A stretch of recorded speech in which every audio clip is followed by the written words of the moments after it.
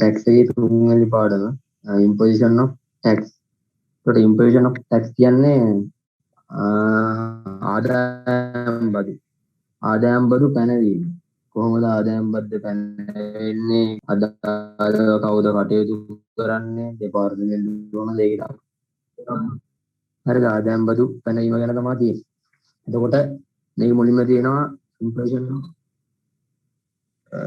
එතන තියෙනවා statutory provision applicable to income tax. ඒ කියන්නේ මේ income tax එකට අදාළව අපි නිකන් අර නීති රාමුවක් වගේ එකක් තියෙනවා. නීති රාමුවට අදාළ කරුණු අතර තමයි තියෙන්නේ. එකක් තමයි Island Revenue Act එක. ඒ කියන්නේ දේශීය ආදායම් පනත. ගැසට් notification කියන්නේ රාජ්‍ය ගැසට් නිවේදනය. ඒස් කියන්නේ නඩු තීන්දුව. ruling issued by the Department of Island Revenue. ඒ කියන්නේ බදු රීතීන්. හරිද? Island Revenue එකෙන් දෙන බදු රීතීන් ඒ වගේ කොටස් කිහිපයක් තියෙනවා කතා කරන්න. ඒකට මුලින්ම තියෙනවා Island Revenue Act. The main act which is applicable to the imposition of income tax in Sri Lanka Island Revenue Act. ඒ කියන්නේ ප්‍රධානතම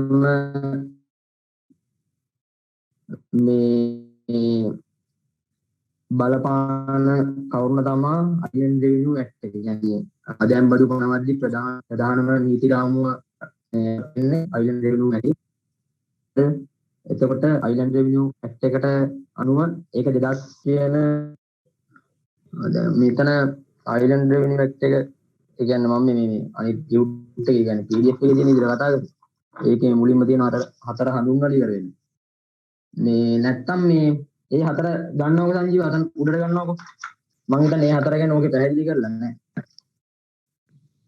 හරි දැන් මේක Island Revenue Act එක ගැන මුලින්ම කතා කරන්නේ. ඒතොර Island Revenue Act එක කියන්නේ දේශීය ආදායම් පනත.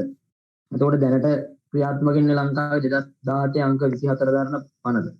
මේ දේශීය ආදායම් පනත Island Revenue Act එක. එතකොට the Island Revenue Act has been ඔය මේ මම කියන ටික තියෙනවා මේකේ මේ PDF එක. ඒක දාන්න. මම ඔය මේ PowerPoint slide එක නිකත්තේ. මේ එතකොට introduce the effect from the ඒ කියන්නේ මේක introduce කරලා දීලා තියෙන 2018 අප්‍රේල් 15 වෙනිදා සංශෝධනය කරලා තමයි ඉදිරිපත් කරලා තියෙන්නේ. ඊට කලින් තිබිලා තියෙන්නේ 2006 අංක 10 දරන Island Revenue Act එක. ඒක සංශෝධනය කරලා තියෙනවා 2018 අප්‍රේල් 1 වෙනිදා. ඊට පස්සේ තමයි ඉදිරිපත් කරලා තියෙන්නේ. හරිද? එතකොට ඒ ටික තමයි එතන තියෙන්නේ. ගැසට් notification එකක් කියන්නේ පාර්ලිමේන්තුවෙන් මේ ව්‍යවස්ථාදායකයෙකු විසින්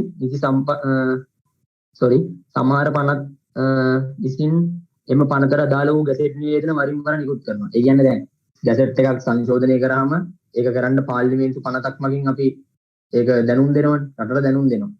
එතකොට මේ බලතල ඔක්කොම හිමි වෙන්නේ ඒ අදාළ අමාත්‍යවරයාට සහ බදු පරිපාලකයන්ට. හරිද? එවැනි තත්ත්වයකට නිකුත් කරන ගැසට් නිවේදන මේ නීති රාමුවට අදාළ වෙනවා. ඒ කියන්නේ ආදායම් බදු වලට මේ නීති රාමුවට අදාළ වෙනවා මේ ගැසට් නිවේදන කියන එක. Gazette notification. ඊට පස්සේ case law කියන්නේ නඩු තීන්දුව. ඒකට මේක තියෙනවා previous decide case tax matter will also become part the legal framework for tax. ඒතර law එකේ නීති අනුව තමයි දැන් බදු අය කරද්දී එක එක ප්‍රශ්න වෙලා නඩු මේ වාරයන් වලට යන්න වෙනවා නඩු දාලා දෙනවා. ඒකට ඒවට පරණ මේ නඩු වල දෙන තීන්දුව මගින් ඒ ප්‍රශ්න විසඳන්න යොදා ගන්නවා කියන දේ තමයි මේ case law එකෙන් කියන්නේ. ඒක ලොකු පැහැදිලි කිරීමක් නෑ. අර නීති රාමුව කියන දේ ඇතුලේ මේ හතර තියෙනවා කියලා තමයි කියන්නේ. ruling කියන්නේ බදු රීතීන්. එතකොට බදු රීතීන් දාලා තියෙන හේතුව තමයි එතකොට බදු පද්ධතිය මේ බදු රීතීන් කියන්නේ බදු පද්ධතිය පරිපාලනය කිරීමේදී ඇති වී හැකි අවිනිශ්චිතතා. අවස්ථාවලදී පොදු තත්ත්වයන් පවත්වා ගැනීම පිණිස පරිපාලක විසින් යම් යම් බදු රීතීන් නිකුත් කරනවා. ඒ කියන්නේ දැන් බදු මොකක්ද එකතු කරද්දී බදු ගෙවද්දී විවිධ ඒක දේවල් වෙන්න පුළුවන්.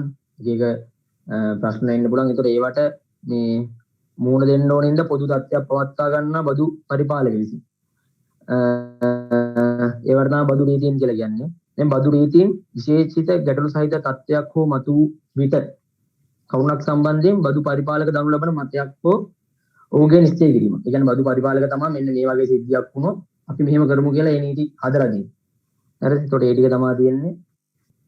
ඊට පස්සේ තියෙනවා charging section. ඒතර charging section කියන්නේ බදු පැනවීමේ ආදායම් බදු අය කිරීම. හරිද? ඒතර ආදායම් බදු අය කිරීම තමයි ඊළඟ කොටස. එතකොට every person is liable to pay income tax their profit or income for each year of assessment. ඒ කියන්නේ සියලුම ඒ කියන්නේ හැම පුද්ගලයෙකුම හරිද? හැම ඒ කියන්නේ හැම පුද්ගලයෙකුම මේ ඉන්කම් මොකද්ද? ඉන්කම් ටැක්ස් ගෙවන්න බැඳිලා ඉන්නවා කියලා කියන්නේ හැම අවුරුද්දක් පුරාවටම හරිද? මේක තමයි එතනින් කියන්නේ. එතකොට a person who is deemed to be resident in Sri Lanka is chargeable with income tax is respect of in his income from Sri Lanka and income derived by the him outside of Sri Lanka. එතකොට එතනින් කියන්නේ මේකේ දැන් බදු අය කිරීමේදී කොටස් දෙකක් ඒ කියන්නේ දැන් තැනැත්තා කියලා හඳුන්වනවානේ. එතකොට ඒ තැනැත්තා කියන කෙනාගේ වාසික පුද්ගලයෝ සහ වෙනත් පුද්ගලයෝ කියලා ඉන්නවා. එතකොට වාසික පුද්ගලයා කියන්නේ කියන කෙනා තමයි මෙතන මේ හඳුන්වලා තියෙන්නේ. එතකොට ශ්‍රී ලංකාවේ වාසික පුද්ගලයෙකු සැලකුව විට අදාළ තක්සේරු වර්ෂයේදී කුමන හෝ ස්ථානයකදී ඉපද වූ ආදායම. ඒකට තමයි කියන්නේ මේ අර මොකක්ද ඒකට කියනවා මෙතන අය ඊළඟ එකේ තියෙනවා. A person who deemed to be non-resident. Non-resident කියන්නේ අනේවාසික කියන එක. Of Sri Lanka is charged with income tax respect of the profit and income rising in derived from Sri Lanka. එතකොට එයා අනේවාසික කියන කෙනාගෙන් ගන්නේ ලංකාව තුල ඉපද වූ ආදායම විතරයි.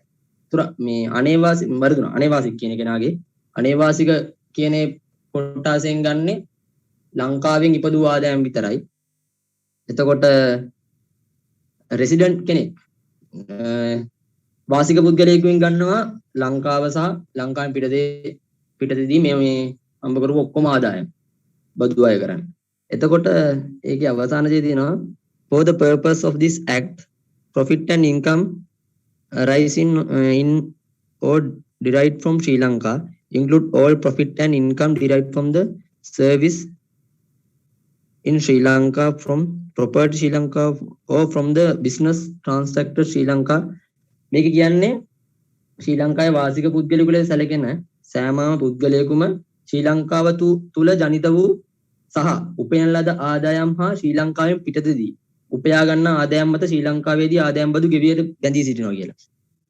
ඒ කියන්නේ වාසික පුද්ගලයා. ඒතර වාසික පුද්ගලයෙක් කියන්නේ ශ්‍රී ලංකාවේ තියෙන ශ්‍රී ලංකාවේ උපයන ආදායම සහ ශ්‍රී ලංකාවෙන් පිටතදී උපයන ආදායම දෙක මතම බදු ගෙවන්න බැඳිලා ඉන්නවා. එතකොට ශ්‍රී ලංකාවේ නිර්වාසික කියන්නේ අනේවාසික කියන එක තමයි. නිර්වාසික ලෙස සැලකෙන පුද්ගලයෙකු විසින් ශ්‍රී ලංකාව තුල ජනිත වූ සහ උපයන ලද ආදායම් හා ලාභ මත පමණක් ශ්‍රී ලංකාවේදී බදු ගෙවීමට බැඳී සිටින. ඒක තමයි ඒතකොට non resident කියන්නේ.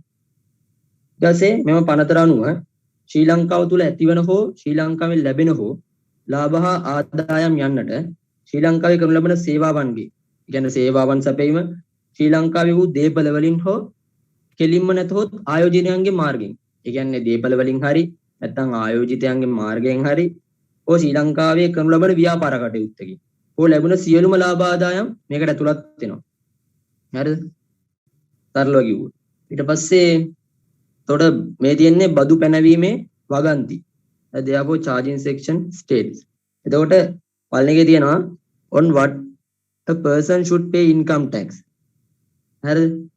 එතකොට ඒ කියන්නේ කුමක් මතද බදු ගෙවිය යුත්තේ. එතකොට profit and income. ඒ කියන්නේ ලාභ සහ ආදායම් මත තමයි බදු ගෙවන්න ඕනේ කියන්නේ. දෙවෙනි වගන්තිය තියෙනවා for which period. ඒ කියන්නේ කුමන කාල පරිච්ඡේදයක් සඳහාද. හරිද? ඒක තියෙනවා year of assessment. එතකොට year of assessment කියන්නේ එක් තක්සේරු වර්ෂයක්. තක්සේරු වර්ෂයක් කියන එක තමයි assessment කියන්නේ. තක්සේරු වර්ෂයේ කොච්චර කාලයක්ද කියන එක ඉස්සරහට පැහැදිලි කරන්න. තක්සේරු වර්ෂයක් කට ගෙවන්න ඕනේ කියලා තමයි කියන්නේ. ඊට පස්සේ ඊළඟ එක තියෙනවා පළවෙනි එක තියෙනවා උඩම එක මම දැක්කේ නෑ who should pay income tax. ඒ කියන්නේ කවුද බදු ගෙවන්න ඕනේ every person. මොකද මේ ප්‍රශ්නේ මේ අහලා දිනවා මම දෙක පාස් පේපර් එක. හරිද? දැන් මේ කියනවා who should pay income tax කොම every person. ඒ කියන්නේ හැමෝම බදු ගෙවන්න ඕන. ඊට පස්සේ තියෙනවා හතරවෙනි එක how a person should calculate their income tax liability. එතකොට බදු වගකීම කෙසේ ගණනය කරනවද කියලා. එතකොට ඒක පනතේ උපලේඛනවල දක්වා ඇති ඒ වගන්ති අනුව තමයි ඒ බද්ද කොච්චරක්ද කියලා අපි ගණනය කරන්නේ. එතකොට ඒක ඉස්සරහා පාඩම් වලදී යම් වෙනවා. පර්සන් කෙනෙක්ට කොහොමද බදු වලට අයත් ආදායමට අයත් වෙන්නේ මොනවද?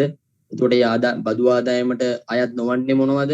ඒකෙන් රිලීස් වෙන ප්‍රමාණය මොනවද? ඒ ඔක්කොම ඉස්සරහට ගණන් හදද්දි ඒවා හම්බ වෙනවා. එතකොට දැන් මේ බදු පැනවීම පිළිබඳව පැහැදිලි يعني අවබෝධයක් ලබා ගන්න ඕන නිසා මේ අර අයිලන්ඩ් රෙවිනියු ඇක්ට් එකේ 217 වෙනි වගන්තිය හරිද තියෙනවා මේ මෙන්න මේ එක එක කරුණු කිහිපයක් පැහැදිලි කරලා. එතකොට ඒකේ පළවෙනි කරුණ තමයි පර්සන් කියන්නේ. පර්සන් කියන්නේ තැනැත්තා. එතකොට මේ තැනැත්තා කියන කෙනා අපි නිකම් ව්‍යවහාරයේදී කතා කරන තැනැත්තා නෙමෙයි. හරිද? ඒ කියන්නේ බදු ඔය කියන අයිලන්ඩ් රෙවිනියු ඇක්ට් එකට අනුව තැනැත්තා කියන කෙනාව විශේෂ ලෙස හඳුන්වලා දීලා තියෙනවා. තැනැත්තා කියන්නේ අපි දැන් පර්සන් කෙනෙක් කිව්වහම නිකම් පුද්ගලයෙක් කියලා නිදන්නේ මේකේම නෙමෙයි. හරිද? ඒතොර දැන් මේ මොකද්ද බදු පනතට අනුව ඒකේ හඳුන්වන අයිලන්ඩ් රෙවිනියු ඇක්ට් එක අනුව දේශීය ආදායම් පනතට අනුව තැනැත්තා කියන කෙනා හඳුන්වලා දීලා තියෙනවා. person include a company body of person or any government. එතකොට ඒ කියනවා තැනැත්තා කියන්නේ සමාගමක් පුද්ගල මණ්ඩලයක් හෝ යම් ආණ්ඩුවක් ඇතුළත් වේ. හරිද? ඒ කියන්නේ මේ පුද්ගලයා කියන මේ නිර්වචනයෙන් හඳුන්වනවා company body of person or any government. ඒ කියන්නේ මේ පුද්ගලයා ඇතුළු තනි පුද්ගලයා සහ ඇතුළු. ඒ කියන්නේ තනි පුද්ගලයෙක් කම්පැනියක් body of person or any government ඕනම රජයක්. ඒතකොට person කියන එක ඒතකොට ඔයාලට තේරෙනවා දැන් අපි නිකන් අදහස් කරන මේ පුද්ගලයා කියන එකයි tax එකේ කොහොමද පුද්ගලයා හඳුන්වන විදිය වෙනස් කියලා. ඒතකොට ඒක හොඳට මතක තියාගන්න person කියලා හදිසිය විභාග ඒ කියන්නේ exam paper එකේදී අහුවොත් කොහොමද person විස්තර කරන්නේ. පුද්ගලෙක් කියලා ලියලා බෑ. company body of person or any government. ඒතකොට ඒක හොඳට මතක තියාගන්න ඊළඟ එකට යමු. ඊළඟට තියෙනවා දැන් මෙතන මේ අතන අපි කිව්වා එතන තිබ්බා තැනැත්තා කියන එකට යටතේ ඇවිල්ලා තිබ්බා කම්පැනි තිබ්බා බොඩි ඔෆ් පර්සන් තිබ්බා ගවර්න්මන්ට් තිබ්බා. එතකොට බොඩි ඔෆ් පර්සන් කියන එක තමයි මෙතන විස්තර කරලා තියෙන්නේ. ඒ කියන්නේ පුද්ගල මණ්ඩලයක් කියන එක. පුද්ගල මණ්ඩලයක් කියන එක තුලේ විශාල පිරිසක් ඉන්නවා. එක එක කණ්ඩායම් පුද්ගල මණ්ඩලයක් කියන මේ වචනයෙන් ගොඩක් පිරිසක් මේ විස්තර කරලා තියෙනවා. එතකොට ගත්තාම මෙතන දෙනවා body of person includes any local or public authority. එතකොට ඊ කියනවා මේ body of person කියන එකට අයිති වෙනවා පළාත් පාලන ආයතනයක් හෝ රාජ්‍ය අධිකාරියක්. හරිද? හොඳට මතක තියාගන්න මේ දේවට අදාළ වෙනවා. මේක සිංහලෙන් ඕන ලියාගන්න පළාත් පාලන ආයතනයක් කියන එක රාජ්‍ය අධිකාරියක් කියන ඒවාත් අයිති වෙනවා. ඊට පස්සේ තියෙනවා anybody corporate or collegiate. ඒ කියන්නේ සංස්ථාගත මණ්ඩලයක් හෝ විද්‍යායතනයක්. හරිද? ඒතර මේ තියෙන ඔක්කොම ටික බලාගන්න any fraternity fellowship association or society of person. එතකොට whether corporate or unicorporate and any Hindu undivided family but does not include the company or partnership. හරිද? ඒ කියන්නේ මේක කියනවා පුද්ගල මණ්ඩලයක් යනුවෙන් සඳහන් කරන්නේ පළාත් පාලන ආයතනයක්. නැත්නම් රාජ්‍ය අධිකාරියක්. හෝ කියන එකෙන් නෝ නෑ මේ හැම එකක්ම කියන එක. පළාත් පාලන ආයතනයක්, රාජ්‍ය අධිකාරියක්, යම් සංස්ථාගත මණ්ඩලයක් හෝ විද්‍යායතනයක්, ආයි යම් සහෝදරත්ව මිත්‍ර සංගමයක්. ඒ කියන්නේ ඔය තියෙන්නේ අපි ගත්තාම හිතමුකෝ ඔය ලයන්ස් ක්ලබ් වගේ ඒ වගේ දේවල් ඊළඟ සංස්ථාගත කරන ලද හෝ සංස්ථාගත නොකරන ලද තැනැත්තන්ගේ සමිතියක්. ඒවා මේ යම් ඒකාබද්ධ Hindu පවුලක්. යනවා හැමදේම මේ body of person කියන කැලලට අයිති වෙනවා. හැබැයි සමාගමක් සහ හවුල් ව්‍යාපාරය කියන එක මේ දෙකට අයිති වෙන්නේ නැහැ. සමාගම සහ හවුල් ව්‍යාපාරය. මොකද තැනැත්තා කියන නිර්වචනයේදී කම්පැනි කියලා වෙනම තියෙනවා. Company body of person and government කියලා. එතකොට කම්පැනි කියන එකට මේ කම්පැනි කියන කැලල මේ body of person කියන එකට අයිති වෙන්නේ නැහැ. ඒතොර මෙයාලා එතන කියලා තියෙනවා මෙතන but does not include company or partnership. partnership එක include වෙන්නේ නැහැ. කම්පැනි කියන එක include වෙන්නේ නැහැ. හරිද? year of assessment තියෙන තව මේ විශේෂ කරුණු දැන් මේකේ නෑ. එතකොට හවුල් ව්‍යාපාරය දැන් මේකට අයිති වෙලා නැහැනේ. හවුල් ව්‍යාපාරය කියන එක අයිති වෙලා නැහැ. එතකොට මේ හවුල් ව්‍යාපාරය මෙම ඒ කියන්නේ මේ කියන මේ වගන්තියට ඇතුළත් වෙලා නැති නිසා බදු බැඳියාවට යටත් වෙන්නේ නැහැ නේද? උඩ එහෙම බලයි. එතකොට හවුල් ව්‍යාපාරේ බදු වලට අයිති වෙන්නේ නැහැ කියලා හිතනවා. හැබැයි මේ පනතේ කියන්නේ මේ අයිලන්ඩ් රෙවෙනියු ඇක්ට් එකේ 78 වෙනි වගන්තියේ හවුල් ව්‍යාපාරයේ බඳු බැදියාවට යටත් කරලා දෙනවා වෙනම වගන්තියක් යටතේ. හරිද? ඒකත් මතක තියාගන්න. අමතර කරුණක් විදිහට. ඒ කියන්නේ ඔය අයිලන්ඩ් රෙවෙනියු ඇක්ට් එකේ 78 වෙනි වගන්තියේ යටතේ වෙනම හවුල් ව්‍යාපාර කියන එක බඳු බැදියාවට යටත් කරලා තියෙනවා. ඊට පස්සේ තියෙනවා year of assessment. year of assessment කියන්නේ තක්සේරු වර්ෂය. ඒතකොට අපි තක්සේරු වර්ෂයක් අපි එක එක මේ ෆයිනෑන්ෂල් අපි ෆයිනෑන්ෂල් ඉයර් කියලා ඉගෙන ගන්නවා. එතකොට අපි ගන්නවා ෆයිනෑන්ෂල් ඉයර් කියන්නේ අවුරුද්දක මාස 12ක් කාල සීමාවක්. සමහරවිට අප්‍රේල් එකෙන් පටන්ගෙන ඊළඟ අවුරුද්දේ මාර්තු 31කින් ඉවර වෙන. එහෙම අපි හදනවානේ ජනවාරි 1 වෙනිදා දෙසැම්බර් 12 වෙනකන් කියලා අපි අවුරුද්දේ මාස 12 හදනවානේ අපි ගණන් හදද්දී. එතකොට මේ බදු පනතට අනුව අයිලන්ඩ් රෙවෙනියු ඇක්ට් එකට අනුව තක්සේරු වර්ෂයක් කියන එක වෙනම පැහැදිලි කරලා තියෙනවා. එතකොට it is the period of 12 month commencing on the first day of April of any year and ending of the 31st day of March in the immediately succeeding year. ඒ කියන්නේ ඕනෑම වර්ෂයක අප්‍රේල් 1 වෙනිදා ඉඳලා ඊළඟ අවුරුද්දේ මාර්තු 31 දක්වා වෙන මාස 12ක කාල සීමාව තමයි year of assessment කියන්නේ. ඒ කියන්නේ තක්සේරු වර්ෂයක් කියලා බදු වලදී හඳුන්වනවා. tax කියන එකත් එක බලදී ඒක තමයි තක්සේරු වර්ෂය කියලා අපි හඳුන්වන්නේ. හරිද? එක්සැම්පල් එකක් දීලා තියෙනවා 2019 අප්‍රේල් 1 ඉඳලා 2020 මාර්තු 31 වෙනකම්. හරිද? එතකොට ඒක ලොකු පැහැදිලි කිරීමක් කරන්න ඕනේ නැහැ. ඒක තේරෙනවා? ඊළඟට යන්න. ඊළඟට තියෙනවා දැන් අපි යුවා දැන් ආදායම් බදු අය කරන්නේ ආදායම් බදු අපි ඉන්කම් ටැක්ස් අය කරන්නේ profit and income. හරිද? ලාභ හා ආදායම් වල. එතකොට මේ ලාභ හා ආදායම් කියන එක අපි ලාභ ආදායම් මොනවද කියලා දැනන් ඉන්න බෑ. අපි ලාභ ආදායම් කිව්වට අපි දන්නේ මේ ලාභ ආදායම් කියනකොට ගොඩාක් දේවල් ඇතුළත් වෙනවා. හරිද? මම ගත්තාම ලාභ ආදායම් කියන ඒවාට. ඒතොර ලාභ ආදායම් කියන ඒවා මොනවද? ඒවා කොහොම ඇති වෙන්න ඕනේ දේවල්ද කියන එක තමයි මේ කොටසෙන් පැහැදිලි කරන්නේ. These are the net profit or income from any source of income calculated in accordance with the provision of the act. ඒතොර මේකෙන් කියනවා ලාභ ආදායම් යනු. හරිද? යම් කාල සීමාවකදී කවර හෝ ප්‍රභවයකින් මේ කියන්නේ යම් කාල සීමාවක් තුල කවර හෝ ප්‍රභවයකින් ලැබෙන දේශීය ආදායම් පනතේ විධිවිධාන වලට අනුකූල වෙන්න. දේශීය ආදායම් බදු පනතේ විධිවිධාන වලට අනුකූල වෙන කරන ලබන සුද්ධ ලාභ හෝ ආදායම් යන්න. හරිද? අනිවාර්යයෙන් දේශීය ආදායම් පනතට අනුකූල වෙලා තියෙන්න ඕනේ. ඒ ලාභ ආදායම් කියන ඒවා. හරිද? එතකොට දෙනවා there is no executive definition of the profit and income. ඒ කියන්නේ මේ ලාභ ආදායම් කියන එකට සම්පූර්ණ නිර්වචනයක් මේ නැහැ. හරිද? ඒ කියන්නේ සම්පූර්ණ නිර්වචනයක් හරියට දීලා නැහැ. හැබැයි මේකේ කියනවා section 3 කියන්නේ තුන්වෙනි වගන්තිය යටතේ. Furthermore, taxation profit and income should not necessarily be received in cash if it earned the year of assessment is liable from income. එතකොට මේකේ කියනවා අර තුන්වන වගන්තිය යටතේ ලාභ හා ආදායම් ප්‍රභව ලයිස්තුවක් දක්වලා තියෙනවා. ඒ කියන්නේ හරි නිර්වචනයක් නෑ ලාභ හා ආදායම් කියන්නේ මොනවද කියලා. හැබැයි ඔය අයිලන්ඩ් රෙවෙනියු ඇක්ට් එකේ තුන්වෙනි වගන්තිය යටතේ අපිට ලාභ ආදායම් මෙන්න මේවා විය යුතුයි කියලා ලිස්ට් එකක් දීලා තියෙනවා. හරිද? ආයෙ තියෙනවා තවද බද්දට යටත් ලාභ ආදායම් මුදලින් ලැබිය යුතු නොවේ. ඔය වරහණක් ඇතුලේ මේ මොකද්ද? ඔය වරහණ ඇතුලේ දාලා තින්නේ ඒක. තවද බද්දට යටත් ලාභ ආදායම් මුදලින් ලැබිය යුතු නොවේ. තක්සේරු වර්ෂය තුලදී උපයා තිබේ නම් ආදායම් බදු ගෙවීමට බැඳී සිටි. ඒ කියන්නේ මුදලින් ලැබෙන්නම ඕනේ නැහැ.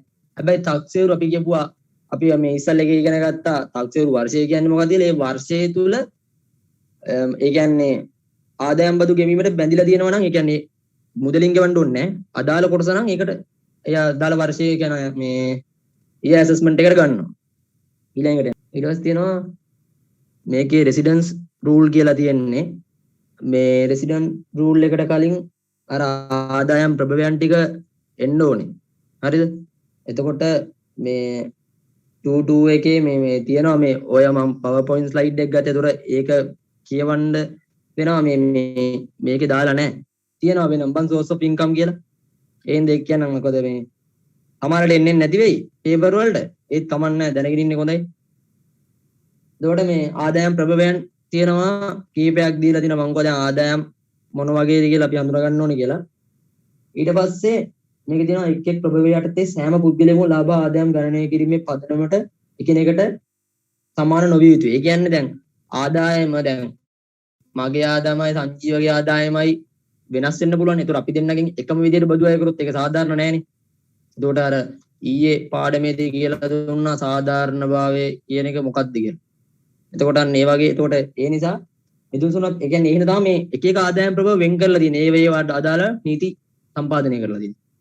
එතකොට මේක දිනවා යම් වෙළඳාමකින් ව්‍යාපාරයකින් වෘත්තියකින් හෝ රක්ෂාවකින් ලැබෙන ලාභ. පළවෙනි එක. හරිද? ඒතර දෙවෙනි එක කියාම දිනවා යම් සේවා නියුක්තියකින් ලැබෙන ලාභ. යම් ඉඩමක් හා ඒ ඉඩමේ වැඩි දියුණු කිරීම වලට සුද්ධ වාර්ෂික වටිනාකම. ඉංග්‍රීසි එකත් එක්ක කියන්නම් profit from any trade business profession or vocation. ඒ කියන්නේ යම් වෙළඳාමකින් ව්‍යාපාරයකින් වෘත්තියකින් හෝ රක්ෂාවකින් ලැබෙන ලාභ. ඊට පස්සේ තියෙනවා යම් සේවා නියුක්තියකින් ලැබෙන ලාභ. ඒකට කියනවා profit from employment. හරිද? එතකොට දැන් ඊළඟ පාඩමේ ගණන් හදන්න යද්දී මේ profit from employment කියලා තියෙනවානේ. එතකොට දැන් සේවා නියුක්තියෙන් ලැබෙන මේ ලාභ කියලා. ඒතර මේ සේවා නියුක්තියට අදාළ වෙන වෙනම කොටස් ගොඩාක් තියෙනවා. සේවා නියුක්තියට යටත් වෙන්නේ මොනවද?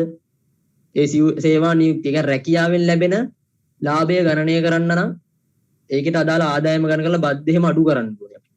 එතකොට මේ බද්දට යටත් වෙන්නේ මොනවද යටත් නොවෙන්නේ මොනවද කියලා ඉස්සරහ පාඩම් වලදී ඒක අහු වෙනවා. ඊට පස්සේ තියෙනවා net annual value of land and improvement. ඒ කියන්නේ යම් ඉඩමක් හා ඒ ඉඩමේ වැඩි දියුණු කිරීම වල සුද්ධ වාර්ෂික වටිනාකම. හරිද? එතකොට ඒක අදාළ වෙනවා. ඊට පස්සේ occupiers income. occupiers income කියන්නේ පදිංචිකරුගේ ආදායම. හරිද? පදිංචිකරුගේ ආදායම. ඊට පස්සේ තියෙනවා dividend, interest or discount. ඒ කියන්නේ ලාභාංශ, පොලි, වට්ටම් වගේ. ඊළඟට තියෙනවා charges or annuities. එතන කුල් මොනවද? අයවීම හෝ වාර්ෂිකයන්. ඊට තියෙනවා rent, royalty or premium. ඒක තියෙනවා කුලී, රාජ්‍ය භාග හෝ අධිමිල. හරිද? ආයෙ තියෙනවා winning from the lottery, betting or gambling. ඒ කියන්නේ ලොතරැයි, ඔට්ටු වැල්ලීම්, සූදු ක්‍රීඩා වගේ ඔය වගේ දේවල් ගොඩක් තියෙනවා. හරිද? එතකොට මෙන්න මේ අපි අවසාන ගාන හදද්දි මේ ටැක්ස් එකේ මේ එකින් එක වෙන වෙනම දාන්න. මේවට අදාළ නීති රීති ඉස්සරහට තියෙනවා. මං හිතන්නේ මේ අපේ මේ තියෙන ටැක්ස් එකේ ගොඩාක් ලොකු දේවල් නැහැ. ඒකේ හතරකට බෙදලා තියෙනවා. ඒ කියන්නේ employment employee income, ඒ කියන්නේ රැකියාවෙන් ලැබෙන ආදායම, ව්‍යාපාරයෙන් ලැබෙන ආදායම කියලා business income කියලා එකක් තියෙනවා. investment income කියලා තියෙනවා. ආයෝජනෙන් ලැබෙන ආදායම සහ other income. ඔය හතර යටතේ එන ඒවා තමයි හතර දාලා ගාන හදන්න තියෙන්නේ. හරිද? එතකොට මේ හතර ඊළඟ පාඩමේදී අහු වෙනවා. හතර වෙනම තියෙනවා. මේ හතරට එකෙන් එකට මොනවද අදාළ වෙන්නේ? ඒවට අදාළ වෙද්දී බද්දට යටත් වෙන්නේ මොනවද? බද්දට යටත් නොවෙන්නේ මොනවද? ඒ ඔක්කොම ඉස්සර පාඩමේදී තියෙනවා. හරිද? එතකොට දැන් තියෙන්නේ resident rules මේක ඇල්ල. ඒතර resident rule කියන්නේ වාසික භාවය කියන්නේ. අර ඉස්සෙල්ලා මම කිව්වේ වාසික නිර්වාසික කියන එක. ඒතර වාසික භාවය කියන එකෙන් තියෙනවා the definition of individual is based on their residency. ඒ කියන්නේ දැන් බදු අය කිරීම පදනම වෙලා තියෙන්නේ මේ residence කියන්නේ මේ වාසික භාවය අනුව. හරිද? එතකොට ශ්‍රී ලංකාවේ බදු නීති හා රෙගුලාසි වලට අනුව භූගෝලීය ඉඩම් ප්‍රදේශයක සීමා වෙන බැවින් එම බදු නීති ශ්‍රී ලංකාවේ පදනම් කරගෙන සිටින තැනැත්තන්ට හෝ ශ්‍රී ලංකාවෙන් ආදායම් ලබන තැනැත්තන්ට පමණක් සීමා වෙනවා. හරිද? ශ්‍රී ලංකාවෙන් ආදායම් ලබන කට්ටියක් ඉන්නවා. ශ්‍රී ලංකාවේ ආදායම් එතකොට ශ්‍රී ලංකාව පදනම් කරගෙන ආදායම් මේ ගන්න කට්ටිය ඒ කට්ටිය හැමෝම ඉන්නවනේ. එතකොට මේකේ කියනවා the bit of Sri Lankan tax legislation extend to the geographical area belong to the Sri Lanka. ඒක තමයි මම කිව්වේ දැන් ශ්‍රී ලංකාවේ බදු නීතිය ශ්‍රී ලංකා භූගෝලීය ඉඩම් ප්‍රදේශයට සීමා වන බැවින් ඒ භූගෝලීය ඉඩම් මේ කියන්නේ ශ්‍රී ලංකාවේ භූගෝලීය ඉඩම් ප්‍රදේශ විතරයි බදු ආය කරන්න පුළුවන්. පිට රටවල් වල බදු අපේ එකේ දාගන්න බෑනේ. මේ බදු නීතිය ශ්‍රී ලංකාව පදනම් කරගෙන සිටින තැනැත්තන්ට සහ ඒ කියන්නේ පිට රට ඉන්නවා ශ්‍රී ලංකාවේ තැනැත්තන්. එයාලගේව වෙන්න පුළුවන්. හරිද? ඒක ඉස්සරහට කතා කරනවා යාලත් අයිති වෙන්න ඕන ක්‍රමයක් තියෙනවා මේ රෙසිඩන්ස් එකට. ආයි ශ්‍රී ලංකාවේ ඉන්න තැනැත්තන් වෙන්නත් පුළුවන්. එතකොට ඊළඟට හරිද? එතකොට අයිලන්ඩ් රෙවිනියු ඇක්ට් එකට අනුව බදු බැඳියාව දක්වලා තියෙනවා. හරිද? බදු බැඳියාව කොහොමද කියන එක දක්වලා තියෙනවා. A resident person on the profit and income where arising that his world income. ඒ කියන්නේ resident. හොඳට මතක ගන්න resident person. ඒ කියන්නේ වාසික තැනැත්තෙක් කියන කෙනාගෙන් වාසික තැනැත්තා කියන කෙනාගෙන් ශ්‍රී ලංකාවෙන් සහ ඉන් බාහිරව ඇතිවන හෝ ලැබෙන සියලුම ආදායම් එනම් ලෝකාදායම් බද්දට යටත් වෙනවා. හරිද? ලෝකාදායම් බද්දට යටත් වෙනවා. එතකොට ඊළඟ එක තමයි non resident person. Non resident person on the profit and income arising on derived from Sri Lanka. ඒ කියන්නේ ශ්‍රී ලංකාව තුල ඇතිවන හෝ ශ්‍රී ලංකාවෙන් ලැබෙන සියලුම ලාභ ආදායම් මත පමණක් මේ ශ්‍රී ලංකාවේ ආදායම බද්දට යටත් වෙනවා. හරිද? ඒ නිර්වාසික තැනැත්තෙක් කියන එක. හරිද? ඊළඟට හරිද? එතකොට residential status of an individual. එතකොට දැන් මේ වගේ තත්ත්වයක් යටතේ දැන් නිර්වාසික භාවය තීරණය කරන වාසික නිර්වාසික භාවය තීරණය කරන්න මොකක් හරි ක්‍රමවේදයක් තියෙන්න එපා. කවුද පිට රටින් ඒ කාලවලදී ආදායම් මෙවන්නේ ඒ ගැන. එතකොට කායික වශයෙන් ශ්‍රී ලංකාව තුල සිටින දින ගණන පදනම් කරගන්නවා පුද්ගලයේ වාසික බව හා නිර්වාසික බව තීරණය කරන්න. හරිද? ඊට පස්සේ මේකේ තියෙනවා the ambit of taxation එක මේ geographical අර කලින් තිබ්බ කැලලමයි තියෙන්නේ. If an individual is an individual who is employed on Sri Lankan ship within the meaning of the merchant ship during the period of individual is employed, he shall be resident in Sri Lanka. එතකොට මේකේ තියෙනවා මේ ඌට වඩා විස්තරයක් දාලා තියෙනවා මේ සෙකන්ඩ් ඉයර්ස් ලගේ ඩියුට් එකේ ලොකු විස්තරයක් තියෙනවා. හරිද? සාමාන්‍යයෙන් මම සාමාන්‍ය විදිහට පැහැදිලි කරන්න මේකේ සාමාන්‍යයෙන් කියන්නේ ප්‍රෙසිඩන්ට් කෙනෙක් වෙනවා කියන්නේ අවම වශයෙන් ශ්‍රී ලංකාව තුල දවස් 183ක්වත් කායික වශයෙන් ඉන්න ඕනේ. ඒ කියන්නේ මාස 6ක්වත් ලංකාව තුල ඉන්න ඕනේ. එයාගේ ආදායම බද්දට යටත් කරනවා. හොඳට මතක තියාගන්න. දවස් 183ක් අවම ඉන්න ඕනේ. හරිද? එතකොට දැන් ඕක සමහර අවස්ථාවලදී ප්‍රායෝගික නොවන අවස්ථා තියෙනවා. ඒ වගේ අවස්ථාවක් තමයි තුන්වෙනි දෙදී තියෙන්නේ. ඒ කියන්නේ if an individual is an individual who is employed on Sri Lankan ship. ඒ කියන්නේ නැවක වැඩ කරන පුද්ගලෙක්. අපි හිතමු නැවක වැඩ කරන පුද්ගලෙක්. දැන් එයා රටින් රටට යනවනේ. එතකොට එයා කායික වශයෙන් ලංකාවේ නැවක තමයි වැඩ කරන්නේ. හැබැයි එයා කායික වශයෙන් ලංකාවේ ඉන්නේ නැහැ. එතකොට අර අපි ඉස්සෙල්ලා කියපු කායික වශයෙන් දවස් 183ක් ලංකාවේ අවම වශයෙන් ඉන්න ඕනේ කියන එක එයාගේ අතින් කැඩෙන්න පුළුවන් අවස්ථා වැඩිනේ. ඒ හින්දා තියෙනවා merchant ship act. ඒ කියන්නේ merchant ship act එක කියලා එකක් තියෙනවා. ඒක කියන්නේ මේ නැව් සම්බන්ධව තියෙන පනතක්. ඒ නැව් සම්බන්ධව තියෙන පනතට අදාළ කරුණුත් එක්ක රෙජිස්ටර් වෙලා තියෙන නැවක මේ පුද්ගලයා වැඩ කරොත් එයා කොච්චර කාලයක් රටින් පිට හිටියත් එයා මේ නිර්වාසික පුද්ගලයෙක් විදිහට තමයි ගන්නෙ. හරිද? එයා ලංකාවේ මේ බද්දට යටත් වෙනවා කියලා තමයි ගන්නෙ. හරිද? ඒකට ඒ කැලල තමයි ඕකේ තියෙන්නේ. ඕකේ ගාණක් තියෙන්නේ. හරිද? ඕකේ තියෙන්නේ රෙසිඩන්ට් එක. ඒ කියන්නේ රෙසිඩන්ස් එක ගැන චෙක් කරන්න ගත්ත මේ උදාහරණයක් වගේ මේ ටෙස්ට් එක කරලා තියෙන්නේ. මේ කියනවා Robert has joined with Trustee Ltd as the residence representative of Sri Lanka 2 months contract. මාස දෙක සීමාවකට මෙයා කොන්ට්‍රැක්ට් එක අසංගම මොකක් හරි දෙයකට යනවා. ඉක්මනේ යනවා. එයා රටේ කෙනෙක්. එනවා.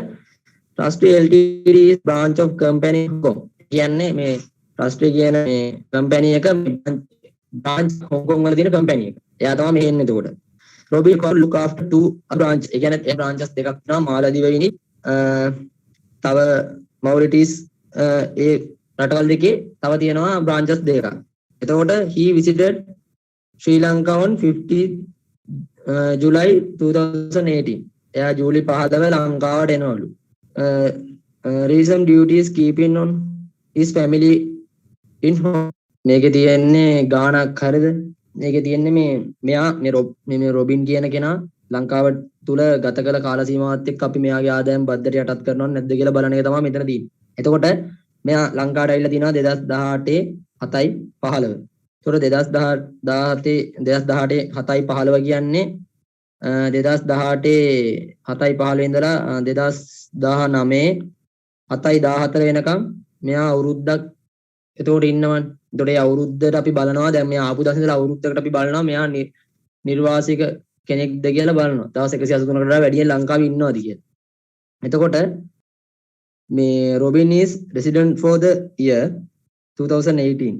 ඒ කියන්නේ මෙයාලා නිගමනයක් කළා තියෙනවා මෙයා 2018 ශ්‍රී ලංකාවේ රෙසිඩන්ට් එකට අයිති වෙනවා. පුද්ගලයෙක් කියලා හඳුන්වනවා කියලා. ඒ දවස් 183ක් ඉඳලා තියෙනවා කියලා.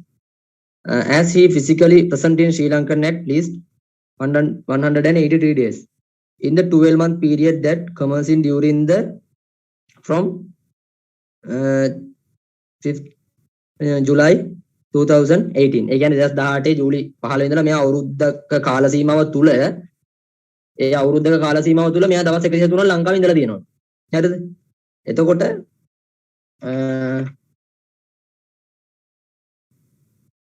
ඕකේ මම විස්තර ටික මේකේ මේ භාගයට තියෙන්නේ බං. මම අනිත් ටියුට් එකක් ඩවුන්ලෝඩ් කරා මේකේ දවස් ටික දාලා නැහැ. ඒතර උඩ අර වගුව වගේකට දැන් මෙතන තියෙනවා 2018 7යි 15 ඉඳලා 2018 10යි 21 වෙනකන්. ඒතර ඒ අතර දවස් 99ක් මෙයා ලංකාවේ ඉඳලා තියෙනවා. ඊට පස්සේ ඊළඟ කැලල තියෙනවා 2018 11 මෙයා 2018 10 21 ආයි ගිහිල්ලා තියෙනවා මොකක් හරි යාගේ වෙන බ්‍රාන්ච් එකකට හරි මොකක් හරි එකට ගිහිල්ලා තියෙනවා. ඊට පස්සේ ආයි මෙයා ඇවිල්ලා තියෙනවා 2018 11. ඒතකොට එදා ඉඳලා 2018 12 20 වෙනකම් මෙයා ඉඳලා තියෙනවා. ඒතකොට එතනත් එයා දවස් 40ක් ඉඳලා තියෙනවා. එතකොට 99යි 40යි 139යි. හරිද 139ක් ඉඳලා තියෙනවා. එතකොට දැන් අපි කිව්වා 2017 ජූලි 15 ඉඳලා 2019 ජූලි 14 තමයි මෙයාගේ අවුරුද්ද වෙන්නේ. එතකොට මේ අවුරුද්ද ඇතුළත මෙයා දවස් 183ක් ඉඳලා තියෙනවා කියලා බලන්න ඕන. එතකොට දැන් මේ ඊළඟ පළවෙනි දෙක හරි ඊළඟ එකේදී කියලා තියෙනවා මෙයා 2019 6යි 1 ඇවිල්ලා තියෙනවා. ආයෙ 2019 10යි 30 වෙනකන් ඉඳලා තියෙනවා. එතකොට ඒ කාල සීමාව තුළ අපි ගන්න ඕනේ 2019 7යි 15 වෙනකක්නේ. එතකොට මේ 6යි 1 ඉඳලා 7යි 15 වෙනකන් දවස් කීයක් තියෙනවද? එතකොට තියෙනවා 6යි 31යි සාමාන්‍යයෙන් ගත්තොත් සාමාන්‍ය ඉදිරිය ගන්න. ඒ කියන්නේ ලොකුවට මේ දවසෙන් දවස ගණන් කරලා ගන්න. 6යි 31ට මාසයක් කියන්නේ දවස් 30යි ඉතුරු භාගය 45යි. එතකොට 99යි 40යි 45යි කියන්නේ 184යි. හරිද? 184යි කියන්නේ එතකොට තේරෙනවා මෙයා අර ඊළඟ ස්ලයිඩ් එකට. හරිද? එතකොට මෙයාලා මෙතන එකතු කරලා තියෙන පේනවා වරහන් ඇතුලේ 99යි 40යි 45යි කියලා අරගෙන තමයි මෙයාලා මේ 183 කියන එක හදලා තියෙන්නේ. එතකොට තේරෙනවා මෙයා ඉන්න කාල සීමාව අපි අර දවස් තියෙන අතර පරතරේ වල්ලා දවස් 103ක් අවම ඉන්නවනම් අර මේ ඇසස්මන්ට් එකට ඒ කියන්නේ මේ මොකද්ද තක්සේරු වර්ෂයකට දවස් 183ක් ඉන්නවනම් මෙයා රෙසිඩන්ට් කෙනෙක් කියලා කියනවනේ. ඒතර අපි ඒක මෙයා මෙතන කියලා තියෙනවා Robin is resident for the 2018 19 කියන අවුරුද්දේ මෙයා resident කෙනෙක් වෙනවා. ඊට පස්සේ කියලා තියෙනවා 2019. He is resident for the year 2019 and 20. එතකොට දැන් අපි කිව්වා අපි තක්සේරු වර්ෂයක් කියලා ගන්නේ අප්‍රේල් 1 වෙනිදා මොකක් හරි අවුරුද්දක අප්‍රේල් 1 වෙනිදා ඉඳලා මේ ඊළඟ අවුරුද්දේ මැයි 31 වෙනකන් කියලා. මැයි නෙමෙයි මාර්තු. හරිද? මාර්තු 31 වෙනකන්. හරිද? එතකොට ඒක තමයි මාස 12ක් කාලය තියෙනවා. එතකොට දැන් මෙයා ගිය අවුරුද්දේ 2018 19 අපිට ඒක කරන්න බැරිනවා. මොකද මෙයා ආවේ අවුරුදු මගකදී. අපි එතකොට ගන්නේ එයා ඒ අවුරුද්දේ ඉඳලා එන දවස් ඉඳලා එයා අවුරුද්දක් ඉන්නවා කියලා බලන්න. එතකොට දැන් 2019 20 අවුරුද්දේ අපිට සම්පූර්ණ ওই කාල සීමාව ගන්න පුළුවන්. එතකොට අපි බලන්න ඕනේ අප්‍රේල් 1 වෙනිදා ඉඳලා 2020 මාර්තු 31 වෙනකන් මෙයා දවස් කීයක් ඉඳලා තියෙනවද කියලා. හදලා බලන්න. එතකොට දවස් 183ක් ඒත් ඉන්නවා මෙයා. හරිද? දවස් 183ක් ඒත් ඉන්නවා. හරිද? ඒ අවුරුද්ද පුරාවට දවස් 183ක් මෙයා ලංකාවේ ඉඳලා තිනවා. දවසින් දවස් 4 දින පරතරේ අරන් හදලා බලන්න. මේ 2019 අප්‍රේල් 1 ඉඳලා 2010 මේ 2020 මාර්තු 31 වෙනකන් දවස් කීයක් මෙයා ලංකාවේ ඉඳලා තියෙනවද කියලා. එතකොට දවස් 183ට වඩා වැඩියෙන් આવොත් දවස් 183 හරි ඊට වැඩියෙන් හරි આવොත් එයා රෙසිඩන්ට්. ඊළඟට තුන්වෙනි කොටසේ කියනවා he is resident for year 2020 since he physically present in Sri Lanka for more than 183 within 12 month period. ඒ කියන්නේ එයාත් ඒකට රෙසිඩන්ට් කෙනෙක් වෙලා තියෙනවා මේ දවස් 183ට වඩා වැඩියෙන් ඉඳලා. ඊට පස්සේ මෙයා කියලා දෙනවා 2020 අවුරුද්දේ. හරිද? 2020 අවුරුද්දේ මෙයා රෙසිඩන්ට් කෙනෙක් වෙලා නැහැ. නැති වෙන්න හේතුව තමයි මෙයා ෆිසිකල් ප්‍රසන්ට් ඉඳලා තියෙන්නේ දවස් 42යි. හදලා බලන්න ඒතොර 2020 3:31 ඉඳලා හරිද? 2020 3:31 ඉඳලා පෙරදුනා 2020 ඔව් 3යි පෙරදුනා 2020 අප්‍රේල් 1 වෙනිදා ඉඳලා 2021 මාර්තු 31 වෙනකම් තව අවුරුද්දක් යනවා තුන්වෙනි කාල සීමාව යටතේ. ඒ අවුරුද්දේ මෙයා දවස් කීයක් ඉඳලා තියෙනවද කියලා බලන්න. මෙයා ඉඳලා තියෙන දවස් 45යි. 45 නේ 42යි. මොකද මේකේ මේ සංජය උඩට ගන්නව චුට්ට. මේ ගාන කියන්නේ බම් මේ ඕක ওই ගාන හදන්න දෙන්නේ නැහැ. අර රෙසිඩන්ට් නන් රෙසිඩන්ට් කියලා හොයාගන්න තමයි ඕක බලන්නේ. මතක තියාගන්න මේක දවස් 183ට වඩා ලංකාවේ කායිකව ඉන්නවනම් කෙනෙක් එයාගේ ආදායම ලංකාවේ ආදායමේ බද්දට යටත් වෙන්න ඕන. ඒක තමයි තියරිය. හරිද? එතකොට මෙතනින් බලන්නේ අපි මෙයා මේ 2019 18 19 බද්දට යටත් වෙනවද? 2019 20 බද්දට යටත් වෙනවද? 20 21 බද්දට යටත් වෙනවද? තමයි කොටස් තුන ඇතුලේ බලලා තියෙන්නේ. එතකොට ඔයාලට දවස් ගාන අතර පරතර බලලා මොකද ඔයාලා දන්නවද year of assessment කියන එක? තක්සේරු වර්ෂය කියන එකක් දන්නවා. එතකොට තක්සේරු වර්ෂය වෙනම අරගෙන ඒ තක්සේරු වර්ෂයේ තුලදී කොච්චර දවස් දවස් 183ට වඩා වැඩියෙන් ඉන්නවද කියලා බලලා මෙයා රෙසිඩන්ට් නන් රෙසිඩන්ට් කියලා තීරණය කරන්න පුළුවන්. එතකොට මෙතන තියෙන ඔය පාඩමේ අවසාන කැලේ මේ residents company of body of person. හරිද? එතකොට වාසික භාවය කියන්නේ වාසික භාවය දැන් අපි අර කිව්වේ පුද්ගලයෙක් ගැනනේ. අපි ගුවා දැන් මං අර තැනැත්තා පර්සන් කියන එක ගැන විස්තර කරානේ. ඒ විස්තර කරද්දී ඒක ඇතුළේ ඉන්නවා පර්සන් කෙනෙක් ඉන්නවා company of body person government ඒ ඔක්කොම ඉන්නවා. ඒතර දැන් මේ වාසික භාවය කොහොමද කම්පැනි එකයි බොඩි ඔෆ් පර්සන් කියන ඒ කරුණු දෙකේ කොහොමද වාසික භාවය තීරණය කරන්න කියලා තමයි උත්තර තියෙන්නේ. එතකොට සමාගමක පුද්ගල මණ්ඩලයක පළවෙනි එක තියෙනවා a company or body person is deemed to be resident if its register or principal office in Sri Lanka. හරිද? ලියාපදිංචි කාර්යාලය හෝ ප්‍රධාන කාර්යාලය ශ්‍රී ලංකාව තුල පිහිටන්න ඕන. අනිවාර්යෙන් ඔය කම්පැනියක් හරි බොඩි ඔෆ් පර්සන් එකක් හරි මොකක් හරි එකක් අපි මේ ඔය දෙකෙන් එකක් අපි බද්දට යටත් කරනවා නම් අනිවාර්යෙන් ඒකේ ශ්‍රී ලංකා ලියාපදිංචි කාර්යාලය හෝ ප්‍රධාන කාර්යාලය ශ්‍රී ලංකාව තුල පිහිටලා තියෙන්න ඕන. ඒක තමයි පළවෙනි දේ. අනිත් එක තමයි control and management of its business is exercised in Sri Lanka. ඒ කියන්නේ එහි ව්‍යාපාර පරිපාලනය හා කළමනාකරණය ශ්‍රී ලංකාව තුල සිදු කර ඇතනම් වාසික විදිහට සැලකෙනවා. ඒ කියන්නේ ශ්‍රී ලංකාව තුල පරිපාලනය හා කළමනාකරණය සිදු වෙලා තියෙනවා. ඒ කම්පැනි හරි ඔය කියන පුද්ගල මණ්ඩලේ හරි. හරිද? එතකොට දැන් මෙව්වා මේ ගණන් හදන්දී ඕන වෙනවා කියන්නේ මේ මොකද දැන් අපි ගානක් හදද්දී අපිට දෙනවා පුද්ගලයෙක්ගේ මොකක් හරි දෙයක් සමහරවිට MCQ වල අහනවා. පුද්ගලයෙක්ගේ ගානක් දීලා සමහරවිට ගානක් දීලායි මෙයාගේ ආදායම් බදු ගණනය කරන ඉස්සරහට ආදායම් බදු ගණනය කරන කෙනවනේ.